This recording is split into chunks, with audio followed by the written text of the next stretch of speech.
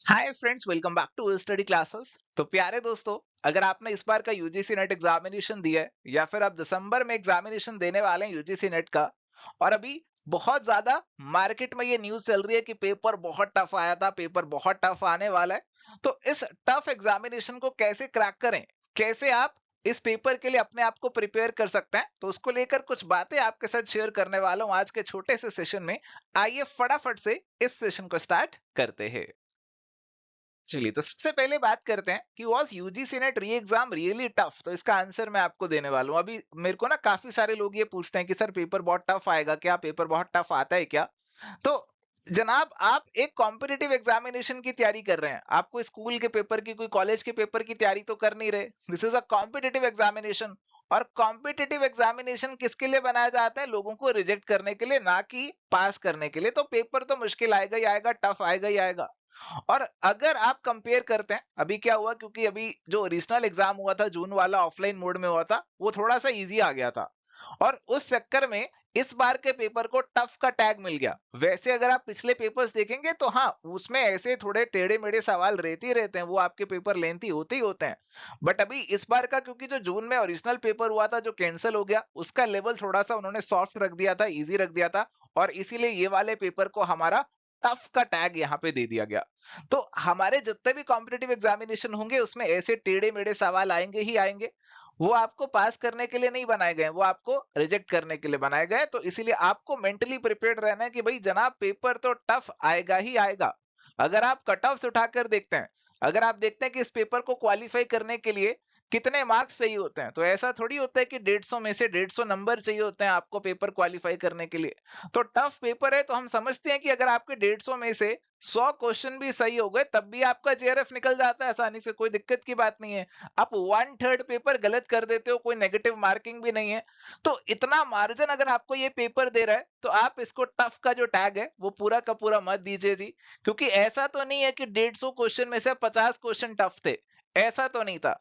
आपकी preparation might भी कहीं ना कहीं लैकिंग रही होगी, आपके एंड पे कुछ ना कुछ कमी रही होगी, जो आपको 150 में से 100 क्वेश्चन, 70 क्वेश्चन, 80 क्वेश्चन मुश्किल लगे, तो आपके एंड पे जरूर कहीं ना कहीं कमी रही होगी। और ये कमी आपको खुद से परखनी पड़ेगी, पहचाननी पड़ेगी, कोई और आपको नहीं बताएगा। आपको खुद मंथन करना पड़ेगा, आपको खुद इंट्रोस्पेक्शन करना पड़ेगा, अपना एनालिसिस करना पड़ेगा कि मेरे से कहाँ इस बार गड़बड़ हो गई, कौन से यूनिट्स में गड़बड़ हो गई, कौन से टॉपिक्स में गड़बड़ हो गई। उन पे आपको वर्क करना होगा, ताकि आप अगली बार इस एग्जामिनेशन को फेस करें तो अच्छे से करें और अपना गोल जरूर अकम्प्लिश कर लें। तो पेपर टफ था, जी हाँ था, टफ ही रहेगा, टफ ही आएगा। ये कोई आसान पेपर नहीं है, ये आपको कोई पास करने के लिए नहीं बनाया जा रहा। अगर आप चाहते हैं कि आपको पेपर टफ ना लगे, तो आपको यहाँ पे अपनी जो प्रिपरेशन है, उसका जो लेवल है, वो जरूर बढ़ाना पड़ेगा।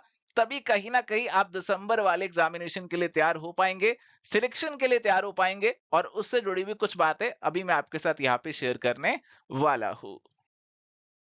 प्यारे दोस्तों, इस कंटेक्स्ट में अगर आप दिसंबर 2024 एग्जामिनेशन की तैयारी कर रहे हैं और आपको डर लग रहा है कि अरे पेपर तो बहुत टफ आएगा, पेपर बहुत हार्ड आएगा, तो किस तरीके से आपका प्रिपरेशन रहना चाहिए? देखो जी, आपका ये जो एग्जामिनेशन है, बिना प्रिपरेशन के तो क्रैक हो नहीं सकता। मैं आपको बिल्कुल सीधा सीधा स्पष्ट स्पष्ट बता देता हूं कि केवल लास्ट मिनट पे मैराथन रिवीजन वीडियोस देखकर आप इस पेपर को क्वालिफाई नहीं कर सकते हैं। This is the bitter truth, harsh reality, जो आपको एक्सेप्ट करना ही पड़ेगा। बट हम मेजोरिटी लोग क्या करते हैं, केवल लास्ट मोमेंट पे चाहते हैं हमें कोई मैराथन वीडियोस दे दे, बस वो देख के पेपर पास हो जाए। अरे जनाब, ये कोई आपका एमकॉम का पेपर नहीं है, कोई एमबीए का पेपर नहीं है, जो लास्ट मिनट पे पढ़ाई करी, 2 दिन पहले पढ़ाई करी, मैराथन वीडियोस देखे और पेपर पास हो गया। This is a competitive examination. और कॉम्पिटिटिव एग्जामिनेशन लोगों को पास करने के लिए नहीं बनाए जाते, ये फेल करने के लिए बनाए जाते हैं। तो अगर आप इस पेपर को पास करना चाहते हो, तो अभी से you would have to start the preparation.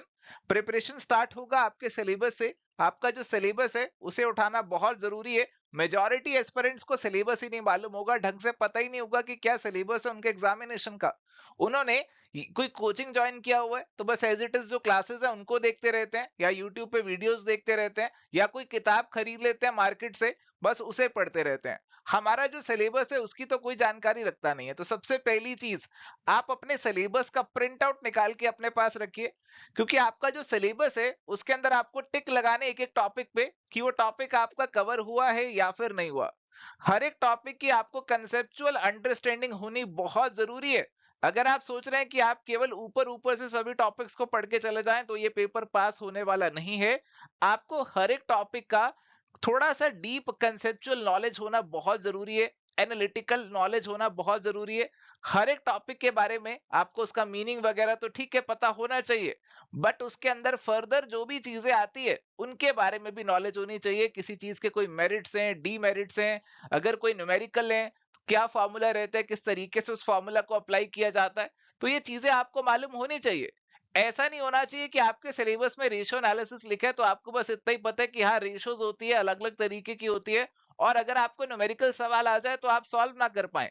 ऐसा नहीं होना चाहिए।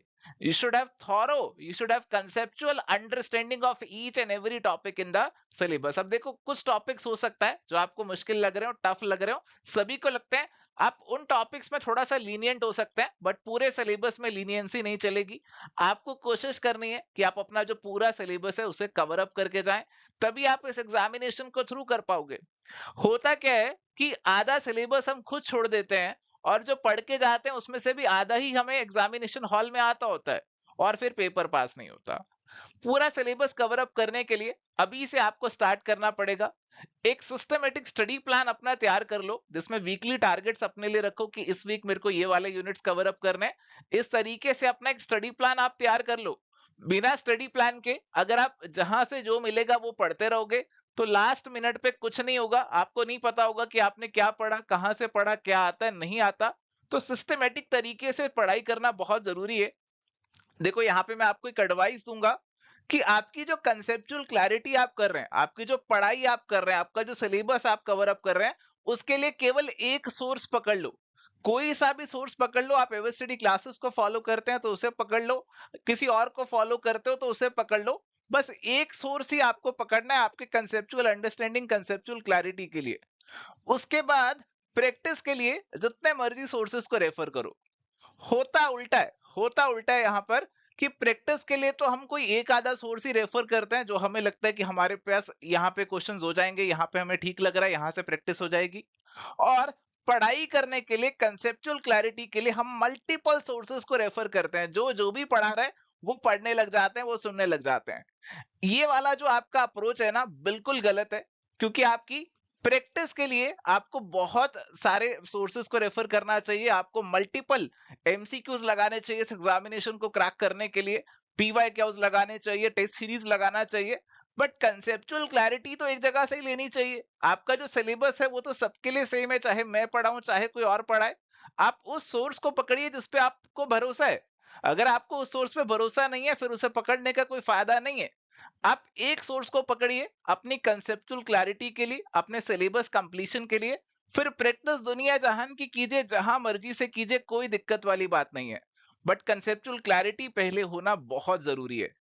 इसके साथ साथ जो भी आप पढ़ाई कर रहे हैं, जहां से भी आप पढ़ाई कर रहे हैं, जहां से भी आप कंसेप्चुअल क्लैरिटी अटेन कर रहे हैं, खुद से कर रहे हैं, क्लासेस से कर रहे हैं, साथ में एमसीक्यूज रेगुलरली जरूर लगाना। हर एक टॉपिक करने के बाद उस टॉपिक से जुड़े हुए एमसीक्यूज लगाओ।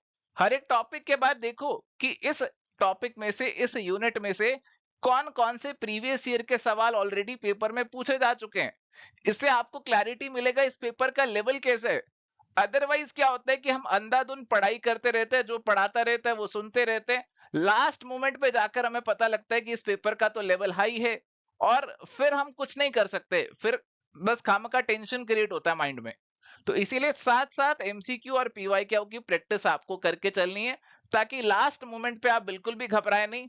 एग्जामिनेशन को देखकर आप मेंटली प्रिपेयर्ड हो कि हाँ पेपर तो टफ आएगा ही आएगा, आपको भी टफ बनना होगा इस एग्जामिनेशन को क्वालिफाई करने के लिए।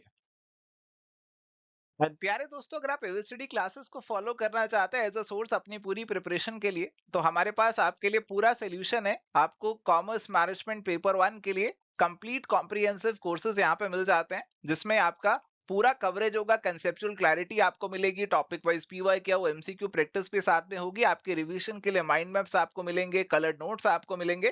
तो ये सारी चीजें आप हमारी ऐप या फिर वेबसाइट पे जाकर चेकआउट कर सकते हैं, वहां से परचेज कर सकते हैं। और अभी इन कोर्सेज पे आप 40% ऑफ भी अवेल कर सकते हैं। प्रोमो कोड नेट40 आपको अप्लाई करना है। ये ऑफर केवल एक लिमिटेड पीरियड के लिए ही वैलिड रहने वाला है।